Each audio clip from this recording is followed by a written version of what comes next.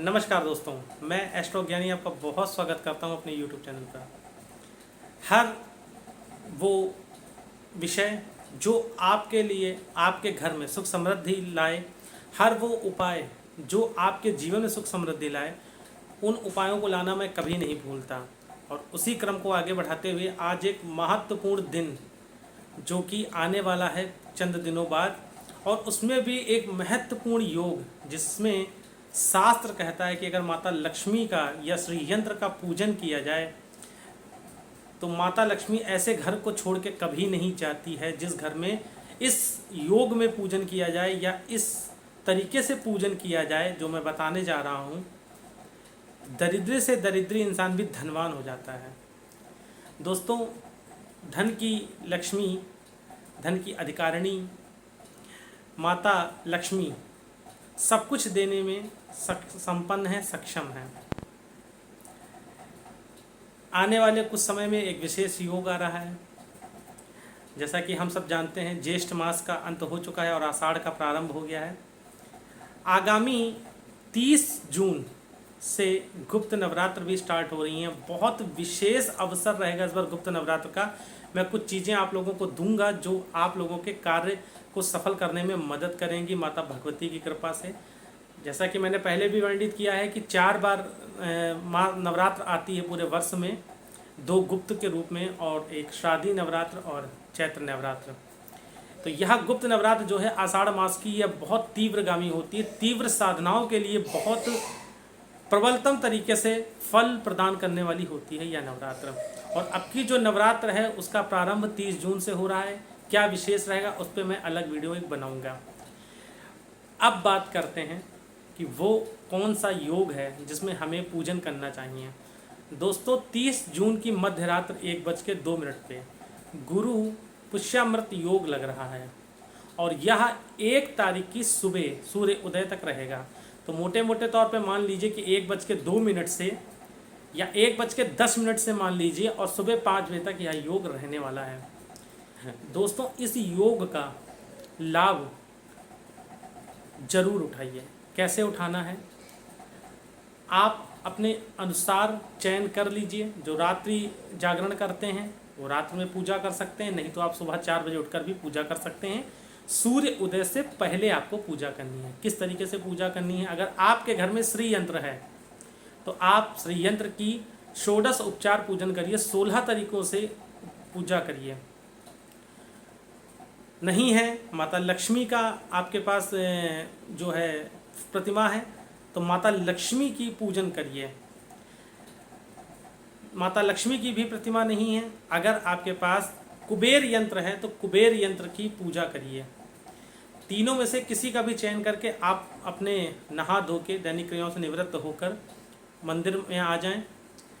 लाल रंग की चौकी बिछाकर उस पर श्री यंत्र की स्थापना करें या माता लक्ष्मी की स्थापना करें और उनकी षोडश उपचार पूजन करें। और उसके बाद माता लक्ष्मी को यदि आप इस दिन गुरु पुष्यामृत योग में अनार के रस या गन्ने के रस या अंगूर के रस या इत्र से श्री सूक्त के पाठ करते हुए रुद्राभिषेक माता का करते हैं, माता का अभिषेक करते हैं, तो ये बात मान लीजिएगा, ये मैं नहीं कह रहा, ये शास्त्र संमत है।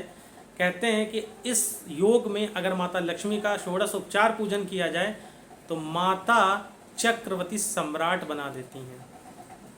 जी हाँ, आप पूजन अगर नहीं कर सकते तो आप श्री सूक्त का पाठ करिए। 16 पाठ माता के सम्मुख देसी घी का दीपक लगाकर, माता के दाहिनी तरफ देसी घी का दीपक रखिएगा, ये बात याद रखिएगा। देसी घी का दीपक लगाकर उसमें थोड़ा सा केसर और 1 इलायची, हरी इलायची जो पान में खाते हैं, उस इलायची को डाल के दीपक लगाइए और माता के सम्मुख बैठकर 16 पाठ श्री सूक्त के करिए। उससे भी बहुत फल मिलेगा।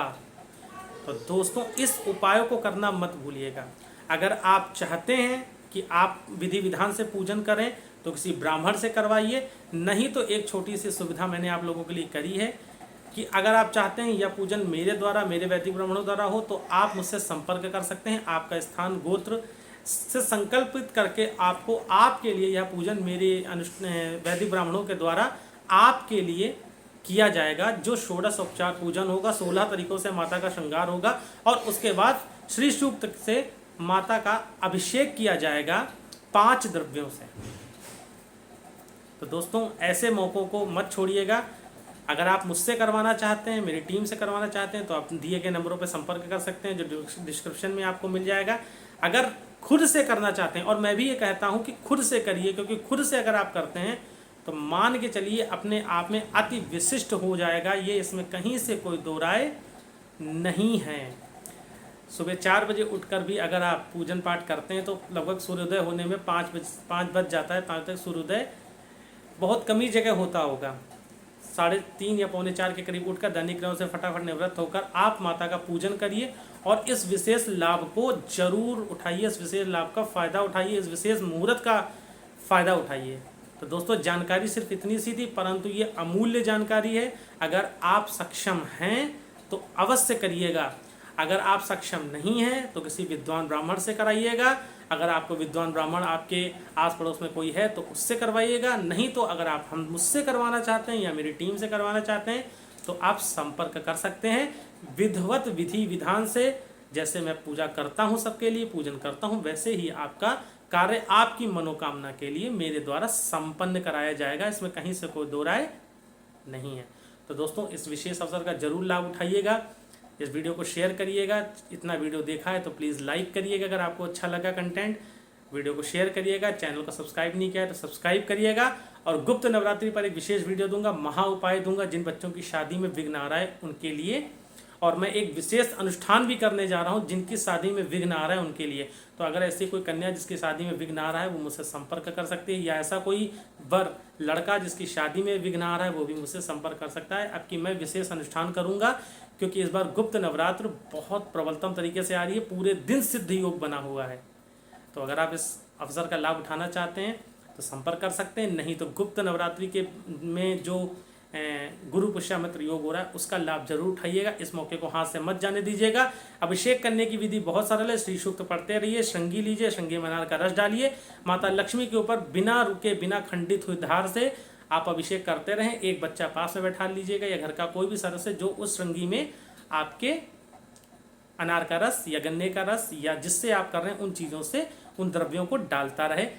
श्रृंगी नहीं है तो स्टील की या चांदी की चम्मच, अगर स्टील की चम्मच है तो पीछे कलावा बांध लीजिएगा और स्टील की चम्मच से भी आप माता के ऊपर बिना रुके जो है श्री सूक्त का पाठ करते हुए आप अभिषेक कर सकते हैं। या मैंने अभिषेक की भी विधि बता दी।